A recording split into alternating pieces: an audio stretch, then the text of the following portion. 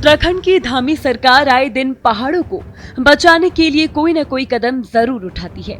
वहीं एक बार फिर धामी सरकार एक्शन मोड में नजर आ रही है।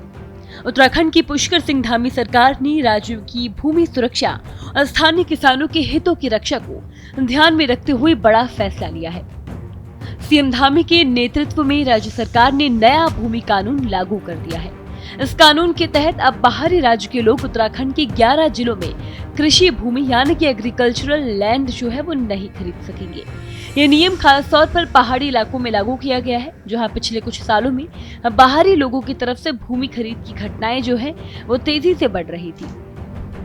वहीं आपको बता दें कि राजस्व विभाग ने भूमि कानून में अमेंडमेंट का नोटिफिकेशन भी जारी कर दिया है। इसके तहत पहाड़ी जिलों में एग्रीकल्चरल लैंड को गैर कृषि उद्योगों के लिए खरीदने पर अब रोक लगा दी गई है। राज्य सरकार का मानना है कि इस कदम से स्थानीय किसानों की जमीन सुरक्षित रहेगी और बाहरी लोग जो उत्तराखंड में घुसने की कोशिश कर रहे हैं या फिर यहाँ पर लैंड खरीदने की कोशिश कर रहे हैं उन पर रोक लगेगी, उन पर रोकथाम होगी।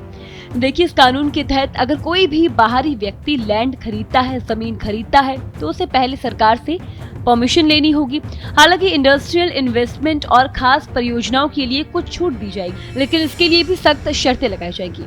आपको ये भी बता दें कि राज्य सरकार लैंड से जुड़े लेन देन के लिए भूमि कानून पोर्टल की भी स्थापना कर रही है। इस पोर्टल पर सभी खरीद फरोख्त की जानकारी और एक्सेप्टेंस प्रोसेस जो है वो ऑनलाइन होगा। इसमें किसी भी तरह का कोई भी फर्जीवाड़ा नहीं होगा। नए कानून को सख्ती से लागू कराने के लिए पोर्टल बनाया जा रहा है। इसमें प्रदेश भर में बाहरी लोगों की जमीन खरीद का पूरा ब्यूरो जो है वो रहेगा। नए ब्यूरो दर्ज किए जाएंगे, साथ ही पुराने ब्यूरो को भी इसमें रखा जाएगा।